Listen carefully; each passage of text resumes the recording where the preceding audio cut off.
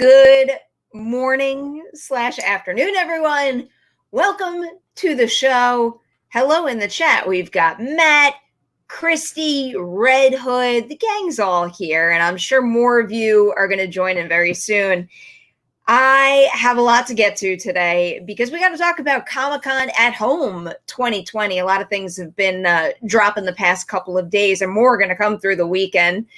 I have had a wonderful morning, though. Today is a very special day.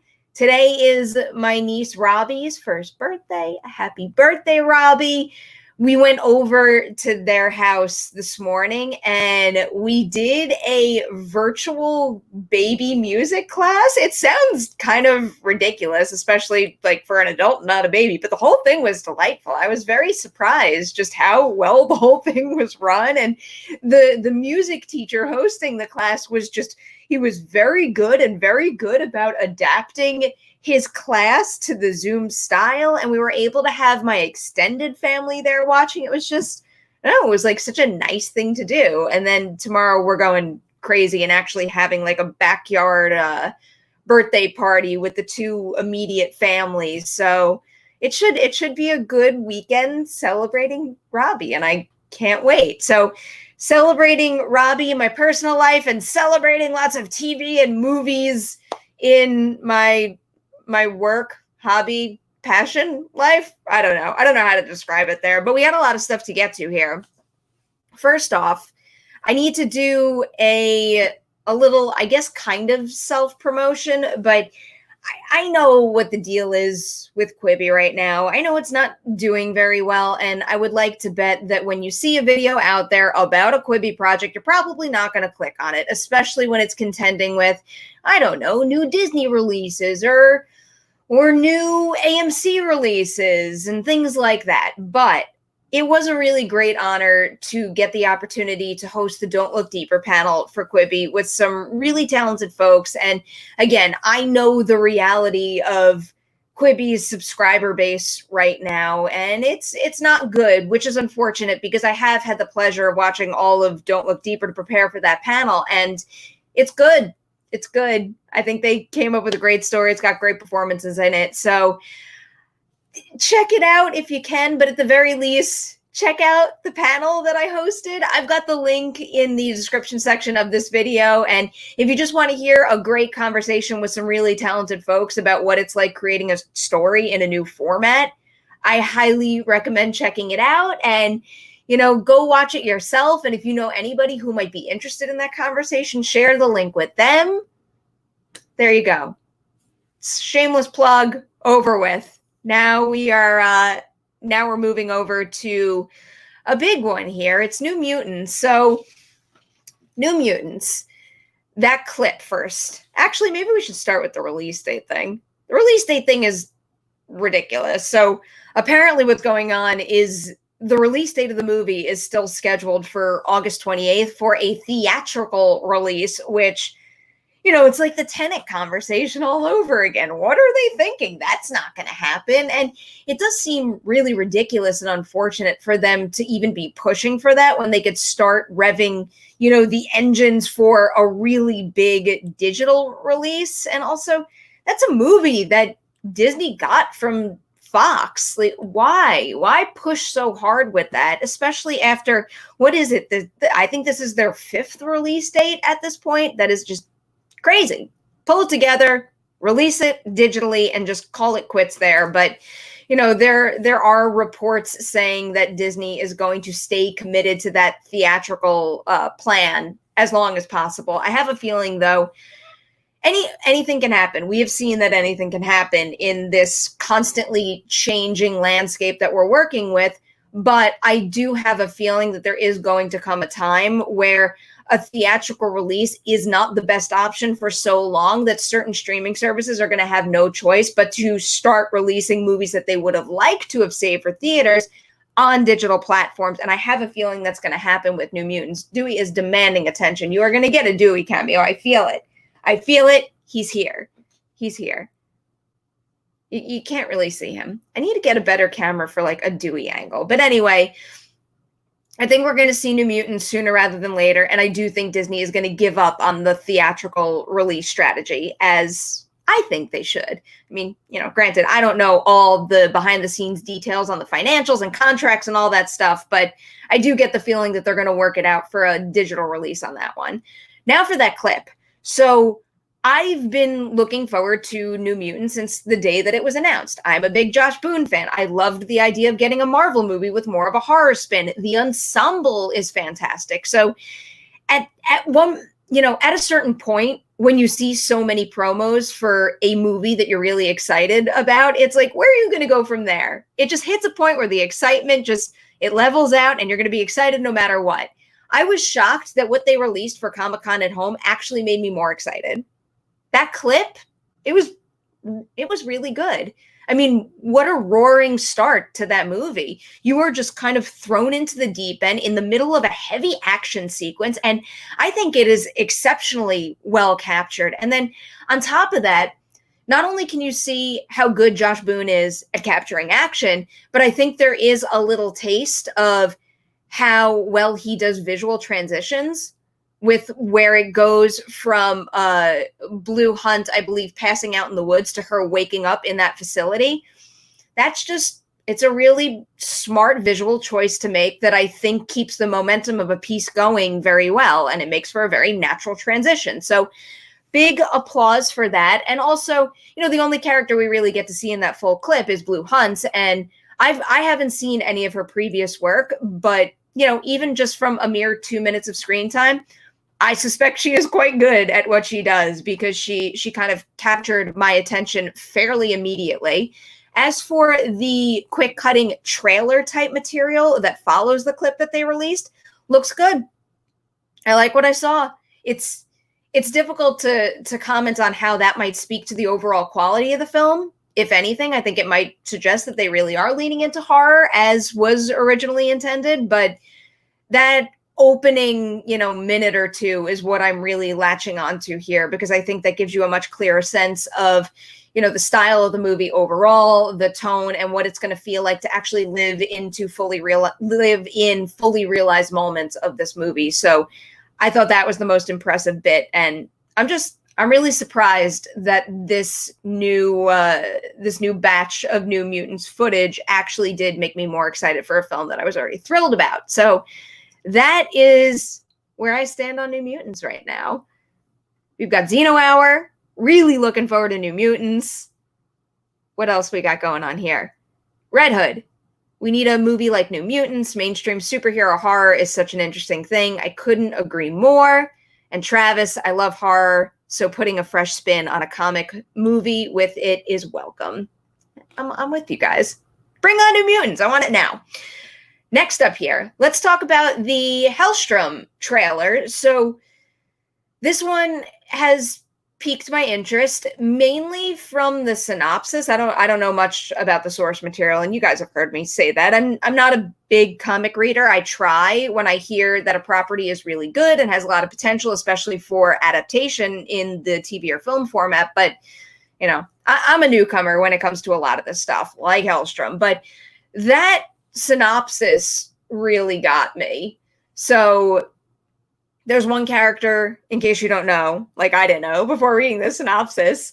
Damon is an ethics professor who by night, moonlights as an exorcist. And then his sister Anna works as an auctioneer, but in her spare time has a vested interest in hunting down those who only hurt others. And their darker side might have something to do with being the offspring of a serial killer father. That right there absolutely fascinated me. And that has me hooked. And that has me committed to watching Hellstrom when it hits Hulu on October 16th.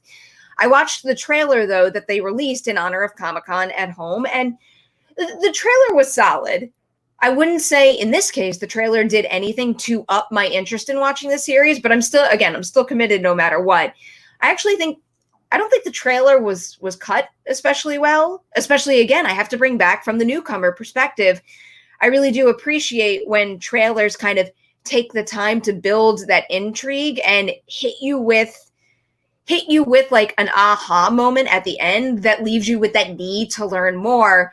Instead, this kind of just felt like, a little more of a montage. And I think some of the visuals look really cool, but from a story perspective, the way that trailer was cut did nothing to up my investment in this story, which I prefer in general when it comes to trailers. I think I prefer the trailers that lean a little more heavily into letting a scene of a movie or a show breathe so you could really feel what that atmosphere is going to be like, and you could spend a little time with the characters. The quick cutting stuff does work well for a property that you already know, but that's not the case here. So, I don't think that this that format really suited the first promo for Hellstrom, in my case at least. So that's where I landed on that. It is a fine trailer, and I'm very curious to see how this one turns out, especially because I guess it's the last, I think, Marvel TV or one of the last Marvel TV shows going over to Hulu. So curious to see how all that pans out. Rix is with me. Hellstrom trailer was not bad. That's pretty much how I feel. It wasn't bad. It's pretty good. I'm okay with it. MK Songbird, also not familiar with Hellstrom source material, but if it leans into horror, I will watch. Yeah, that seems to be a theme with the first chunk of this show here. And I really do feel like that probably is the case, admittedly, with any property, whether it's a comic book adaptation or, any kind of genre mashup, you name it. If something leans into horror, it is going to pique my interest quicker than other things. What else we got here? AJ Post, excited to see more of Elizabeth Marvel's performance in Hellstrom. Looks like she's having fun, playing crazy. I'm looking forward to seeing more from that cast as well. Travis Earl, got to watch this trailer now. Yes, you do. There's a lot of good trailers to watch, and that kind of leads me to my next one here. So if any of you guys watched on Collider the Walking Dead weekly recaps that I was a part of, you know that I held on for a very, very long time. I wanted that show to get back into a good zone for so long, but eventually I had enough. And, there's only so many hours in the day. We're getting more content out there than ever. And I, made the choice to back off on Walking Dead and jump into some other things. And even though I have heard that the more recent material has gotten a lot better, I haven't had the time to get back into it. I've been so busy watching shows and movies that pertain to the interviews that I'm doing. And I'm not saying that like it's a bad thing. I actually have discovered so many wonderful shows like that recently, but it means that I haven't really had a reason to go back to Walking Dead, but I do mean to. I haven't even touched Fear the Walking Dead, though. I mean, it does hit that point where, again, there's not enough hours in the day and there's so much content to consume. And the fact that Fear the Walking Dead is so far into its run, I don't know if I'm ever going to catch up with that. But the point being, The Walking Dead World Beyond was really not on my priority list whatsoever. I figured I had fallen off with Walking Dead, hadn't been caught up with Fear the Walking Dead. Why am I going to add another Walking Dead property to my list? I did watch the trailer, though, and the trailer worked quite well for me. I was very, very impressed with that. That actually is a good example of a trailer that has like a slow introductions. And, obviously it focuses on the Walking Dead world because it's a part of that universe. But I liked the heavy emphasis on character with that. And I feel like the fact that I felt attached to the characters before the concept made me more open-minded when they opened the doors back to that familiar Walking Dead world. And I really do think that there's something there really worth exploring, even though we've seen so many stories play out in this world.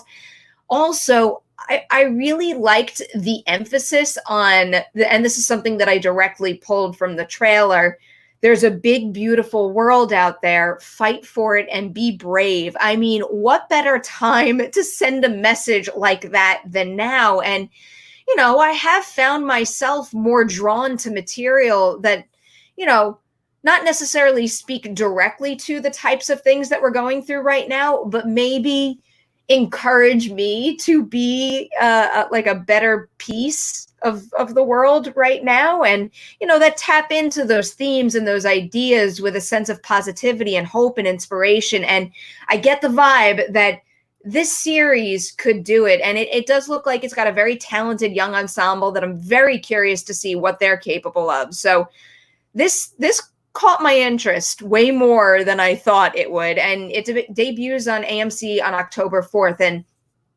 out of the blue, this has become a high priority watch for me. And, you know, maybe the fact that this has become a high priority watch for me will encourage me to get back into the main Walking Dead series a little more quickly, but haven't quite had the time to do that. All right, MK Songbird is at least going to check out the pilot for The World Beyond. I mean, that's the other thing too. I say that I'm committing to these shows. You do have to judge. I mean, I'm trying to think of a show that I might not have. Okay, here's a good example, actually. Perry Mason. I binged all 8 episodes of Perry Mason because I had that Gail Rankin episode of Ladies' Night. Would I have watched all of Perry Mason if I decided to just watch the pilot? Probably not, because Perry Mason took a little time to grow on me. But once things clicked, it was like off to the races. I was hooked and I loved where it ended up. I can't stop thinking about it, and I can't wait to talk about that finale with you guys. But, you know, experiences like that encourage me to stay more open-minded and to give shows a chance beyond the pilot. So, you know, MK Songbird, I hear you with that, but I think I'm at a point where I want to give shows that I'm initially interested in, where the pilot maybe doesn't like fully hook me, a chance beyond it. Yeah, MK Songbird, you're with me on this too. Perry Mason took a couple of episodes for me to get invested in, but I'm totally into it now. Wait for more. I am so excited for you guys to experience the rest of that show. Matt, I want this to happen. You should have Lucy Hale on Ladies' Night. You know, she's a very popular and very busy lady, so I know Ladies' Night might not be a high priority on her press list, but if there is ever an opportunity to make it happen, I'm gonna like try my hardest to do that. Makuga does have a Rule of 3 episode, doesn't he, Rex? I respect that, and I think I'm fully adopting that rule right now in my own viewing habits. All right, let's make our way down to, I've got 2 more things from Comic-Con at Home that I want to highlight. So if there's anything else you guys want to touch on, bring it up in the chat and I'll try to add it to the list if I have watched things and I'm caught up on everything. But the next trailer I wanted to hit actually is for a show that hasn't had its Comic-Con at Home panel debut yet. I believe that's happening later today. It is Lovecraft Country, and this one's been on my radar for a variety of reasons for a long, long while now. I think this is a concept that has great potential today, and there are a lot of incredible creatives behind that show. So let's just pull up the IMDb right now and do a little bit of a roll call, because I think it's well worth it on this one. Should have pulled up this link beforehand, but of course I didn't. And I'm also like not typing things right now, which might be why I can't get my IMDb up. Here we go. So the folks involved in Lovecraft Country, of course, include Jordan Peele. Jordan Peele puts his name on something, and I'm all in. We also have like a huge ensemble of incredible people. I mean, you get Courtney B. Vance, Michael Kenneth Williams, you put their names on things, and I'm in as well. Journey Smollett is in it too. One of my absolute favorites that I think you're going to hear a lot more about soon, Wunmi Masaku, is in it. I think she is just crazy talented, and it's only a matter of time before the world respects how good she is and she becomes a household name. But I could really go down this list for days here. I'm so excited, and now I'm even more excited after we got a better look at the show too. I mean, for anyone who hasn't watched it, I'm sorry, I'm going to spoil the end of the trailer for you, but that was like the moment I was waiting for, a little Cthulhu at the very end of it. But I think the whole show looks beautifully shot, and the little glimpses of intensity that we get there. And also, this is a very well edited trailer. I think this trailer is one that gets the best of both worlds, where it lets you get situated in the world and understand what you're getting into, and then it ups the intensity slowly until it gets to that quick cutting montage format. And then that montage format winds up playing even more strongly because they actually built a foundation before they jump into stuff like that. So I think this is also an exceptionally well-cut trailer, and I cannot wait to see this. We don't have long to wait for this one either. It starts on August 16th on HBO, and I can't wait. I'm so excited, and I hope you guys are too. Yep, probably true, Red Hood. The moment Lovecraftians everywhere peed themselves at the end. I mean, I'm a fan. I didn't do that, but I did get very, very excited. And I can't wait to see where else they go, just like with creatures in that show, because there's a lot of potential there. I am so excited. Jordan Peele trailers are always good. Yes, I do think that Jordan Peele has a good track record when it comes to cutting promos, Red Hood. What else we got here? Steve is here. Hey, Steve. As always, thank you so much for sharing all of my stuff. It's so greatly appreciated. Lovecraft Country trailer looks great. I'm glad we're all on the same page with this, because you can bet I'm going to try to cover it on this channel. So just like stay tuned. I'll have some good stuff for you. Last thing on my list here is The Boys. I believe this is one of the first things that made waves during Comic-Con at Home 2020. And man, I freaking love the first season of this show. I love the edge. I love the bite. I love the characters and the performances. Everything about the show is great. And it doesn't surprise me that this one got a season 3 renewal ahead of the premiere of season 2. And even without the clip. But then I saw the clip, and it made it even more obvious that that was probably a smart move for Amazon to do. The whole show is just freaking nuts. And with a show like that, it can be a challenge because, you know, you set the crazy bar so high with season 1 with what they accomplished. It's like, how can they go even bigger in season 2? And then they released that clip for Comic-Con at Home. And I'm like, oh no, you guys are going to do it. I mean, Chase Crawford as the Deep, I think he was great in season 1, but this was just such a perfect moment to highlight for season 2. I can't believe how that all played out. So as they're all speeding away on that speedboat and you see the whales, it's like I kind of knew what was coming. I knew Chase Crawford was going to appear, but that ending was just the holy shit ending that I needed. And I've had that reaction so many times in season 1 of The Boys, that the fact that they accomplished that in the first clip from season 2, it's like that right there is genius promotion for the show. And if they're showing that now, I would like to bet that I'm going to have so many similar reactions as season 2 progresses. I freaking cannot wait. We have a roll call going on in the chat right now, and it's so well worth bringing up. Here we go. We got Black Noir was the best. A shout out from Red Hood. MK Songbird. Anthony Starr is so good at Homelander. Yes, yes, yes, he is. And Billy, Homelander should scare you. His performance as Homelander was something else. The plane sequence in season 1 is something that I don't think I'll ever forget. That's probably one of my favorite scenes of all of television in 2019. Red Hood is bringing this up too. There's actually an article on Collider.com about this, or maybe they address it in the article for the clip, but a lot of that sequence that they released was actually done practically. They built the whale for real. They also, I believe, had Carl Urban and not a stunt person driving the boat. I think practical effects go a long way.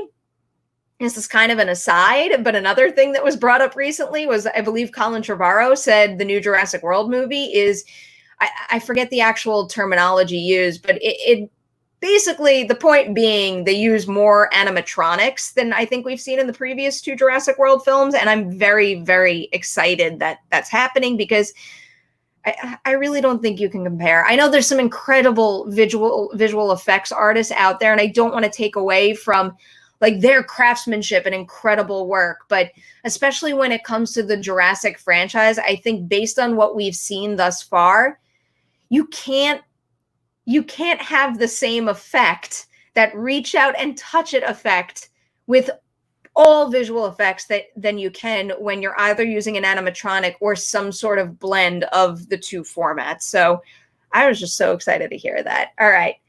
We've got Cesar Gonzalez here.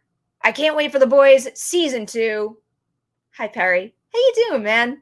I'm glad you're here. Thank you for your super chat today. I'm so excited. Oh, Dewey's peacing out. All right. As we wind this episode down, I want to take some time to take your questions. They could be about Comic-Con stuff. It could be about very random things. We got Jerry here, Jerry Garza, asking about the Chucky series. I talked a little bit about this with Matt on the Merry Hour recently. I am very excited about it. I mean, we didn't really get too much from that teaser, so I'm hesitant to judge the teaser, which I did say during the Merry Hour. But the thing with the Chucky franchise is the franchise, like the main series of the franchise, I think is going strong. So when they announced the reboot, my thought is, do we really need it? And admittedly, I still enjoyed the reboot. I thought it was a job well done. It is a fine movie. Again, did we need that when the other series is still going strong and being kooky and weird and delightful, and it's still got this pretty significant fan base? It might not be a fan base that maybe makes, like hundreds of millions of dollars at the box office, but something didn't feel right about having the reboot while that was still going and while it was still going well. So the fact that the original people are tied to the series does give me a lot of hope that something like that is going to really catch on. What I really want to see for the Chucky franchise overall, though, is I want to see it grow that fan base. There's a lot of people who have been, Matt included, who have been very dedicated to the Child's Play franchise since the very beginning, staying with that main version of the series. I want to see all of them enjoy this new series, but also see that series have like the doors blown wide open to a much wider franchise, because you know what happens with horror slasher icons. We've seen it happen with so many of them. You keep getting additional installments of a movie, and if you're not into it yourself, and if you're not a diehard horror fan, it's very easy to judge, and it's very easy to say, oh, like yet another one of those. And those people aren't wrong either. We've had some really shitty installments of some of the biggest horror franchises out there, but I feel like, I hate making generalizations, but I feel like too many out there have brushed off the Child's Play franchise because of what some other franchises have done, whereas the Child's Play franchise is something that I think has grown Chucky and the overall mythology better than most of the other classics. So anybody out there who has been saying, I don't want another crazy horror franchise that goes on for movies and movies and movies, give that one a chance. I think it's more fun. You will have more fun with it than you might be expecting. We got Caleb in the house here. This is good. Hey, Caleb, you're always here. You're always supporting me. And I can't even begin to tell you how much I appreciate that. I love our chats. I love catching up with you. But I'm glad you're here right now, because it reminds me, as July is winding down, that means your opportunity to sign up for the Patreon Fantasy Football League is winding down. And I want to say we only have 3 spots left. So the way that works, if you're interested, you could either up yourself to this tier or join in new, but there's one tier of the Patreon campaign, and there's a limited amount of people because there's a limited amount of spots in the league. But let's say you sign up for that and the NFL season gets pushed or something like that happens. Don't worry, because when the season inevitably does start, maybe in a safer time, maybe it's not safe right now, but it'll be safer later on, we are going to have this league. So don't worry. It's not going to be like you sign up and then something evaporates if the NFL season doesn't go to plan. But it's going to be a great time. I am super competitive. We're going to have a lot of fun. It gives you access to the Slack channel. So we'll have a special fantasy football section of the Slack channel. It'll be a good time. Go check out the Patreon page if you want to figure out how to sign up for that. But I believe there's 3 spots left. All right. What else do we got going on here? I'm going to try to read a bunch of these. All right. Mark Jason Ali. Hi, Perri. How are you getting on in quarantine? I know it's tough all around. Hope you're staying safe, staying well and safe. I am. I think that personally, I know this isn't for everybody, but the best decision I made since all of this began back in March was picking up and taking Dewey and flying back to New York. Part of me misses my own space. I basically sit in this room all day long, and there's people in this house all the time in addition to me. I miss my own space, but I love having this time with my family so much. It brightens every single day. And, like everyone out there, I feel the stress, I feel the pressure, and I just feel how upsetting certain things that are happening right now are. But being able to, get up in the morning, walk downstairs, see my parents, drive around the corner and see my sister and my niece it's really brightening every single day, and it's keeping my spirits lifted. Also, I can't even express, I feel like I am going to explode right now trying to express how grateful I am to still have work. I honestly do not know how I would be doing without that.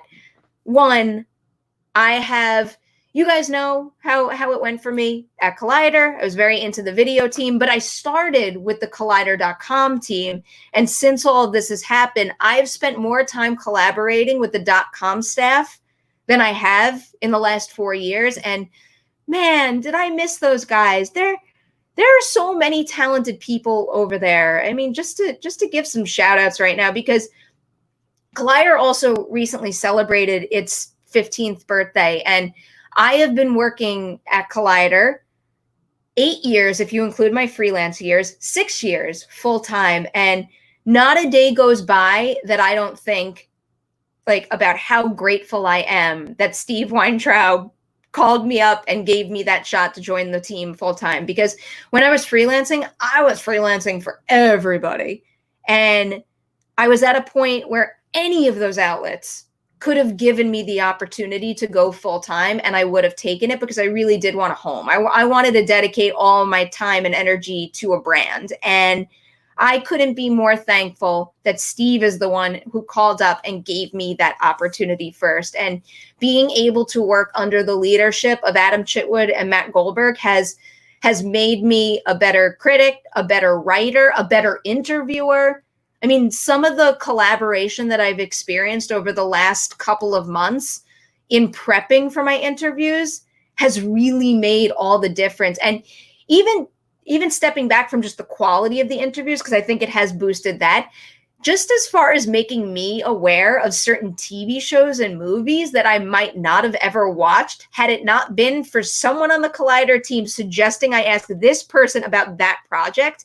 I don't know. I'm just so grateful for it all. And Haley's been by my side since the beginning. I think she was hired full time, maybe mere months after me. So we've been working together for so long, and the newer folks. Oh man, I'm so proud. I'm so proud of that team and what they've done over the past couple of months. I'm so proud. I feel like I could babble on about that for a while because I feel very, very, very strongly about it. And how about I plug some new stuff that I did for Collider that you're going to get to see soon?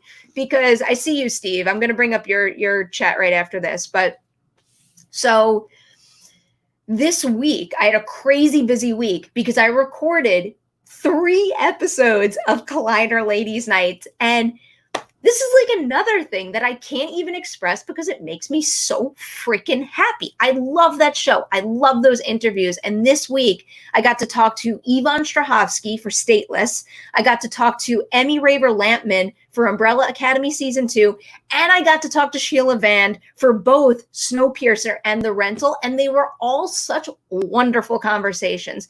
They weren't just wonderful conversations because I got to learn about how they honed their craft and how they scored these big gigs, but they also just talked about certain topics that I think talking about these things and their experiences with them are going to really make a difference going forward. And you're going to see me break out some of these stories. There's actually one that's going live today that Yvonne Strahovski told me about, and just the choice she made to actually talk about this experience. I'm trying not to spoil it, so you actually go watch the video over on Collider, but making the choice to talk about this difficult thing that she went through, I think really could make a difference for someone else who might be struggling with it out there. So please keep an eye out for that on Collider.com. And there's going to be so many more of those stories coming your way before I release the full interviews. But Those interviews are freaking awesome. All right, Steve, I got you covered here.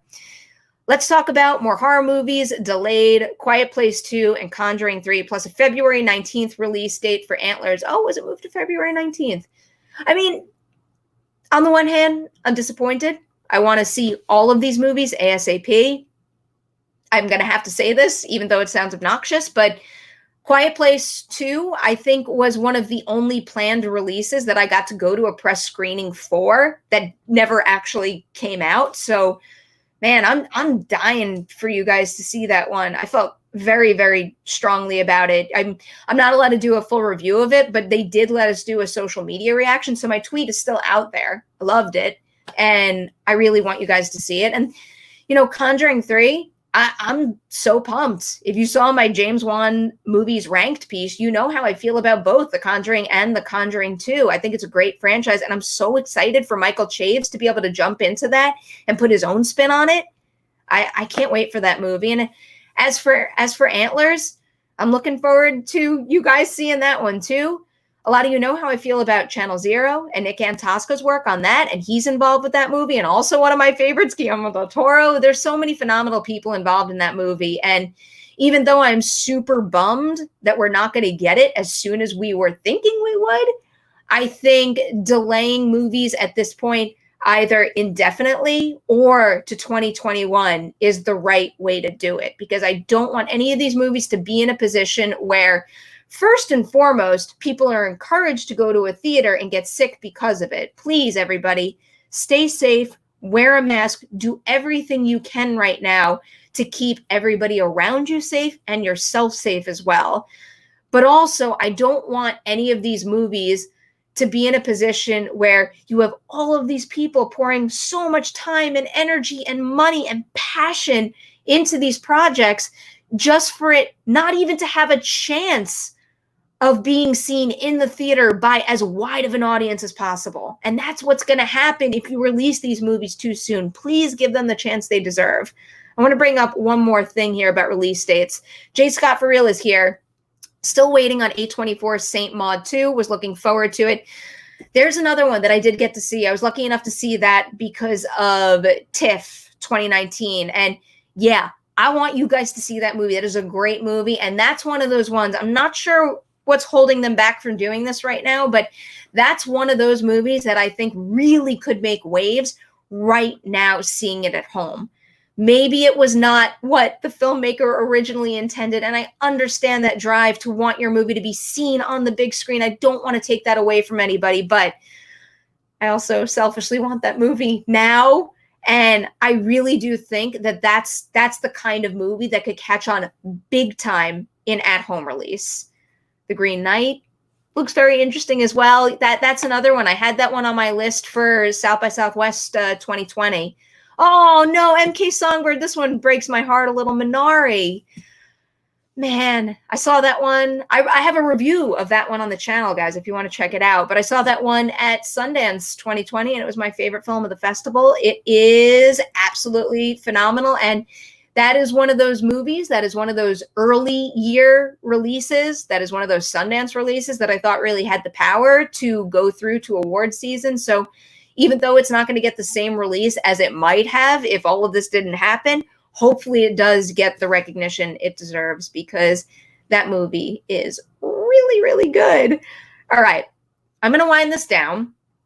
And I want to wind this down by sending an extra special thanks to Elizabeth. I don't think she's here live right now, but she was in the live chat last night for the Merry Hour. And for anybody who was watching the Merry Hour last night, like, thank you for struggling through that. I don't know what was going on with our internet connections, or maybe it was the fact that I happened to have rewatched Unfriended 2 nights ago, but it was absolute chaos. And Elizabeth had submitted a super chat right before it closed out, and I felt so bad when the live stream cut out and I saw that there. So Elizabeth, thank you for all your support last night, and I hope to see you in the next Merry Hour.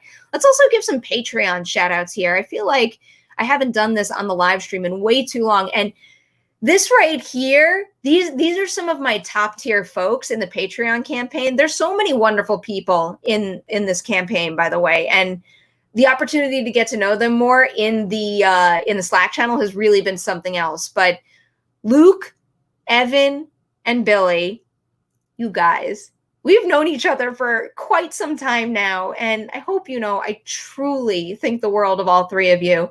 And the same is true for Ian, Steven, Rosa, and Caleb.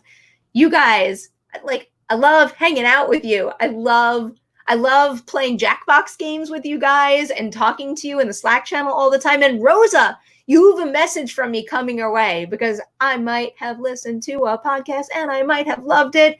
And I'm going to shout it out properly when I actually am prepared to do that. But I want to give you the shout out you deserve there. But that's it, guys. I am off. Not to work out right now. I'm gonna go have a little lunch with my family, and then I'm gonna do some work because I have some, again, really cool stories that I want to share with you on Collider. And by the way, yet another plug, because if anybody out there watches Amulet this weekend and you walk away with questions or a holy shit reaction, and I can bet you're going to have that, go to collider.com because I did an explainer interview with the director, and I think you're going to find some of her answers very, very interesting. Big thanks to all of you for being here. Travis, I see you, man. Joined the Patreon last week. Haven't got a chance to check out the perks yet. They are coming your way. Seriously, what usually happens for anybody who's new to Patreon is, let's say we're talking about the month of August rewards. You sign up in July, and then I have to wait until Patreon processes everything. And usually that happens, like, I don't know, maybe like between August 1st and August 3rd. And then once that happens, like, get ready for rewards because they're coming at you. So hopefully some of you guys check that out. But that's it for today. Thank you so much for being here. We're going to have a guest on the show next Saturday, and I can't wait. I think you guys have maybe missed him. I've certainly missed him, and I think you're going to enjoy the chat. So please, everybody,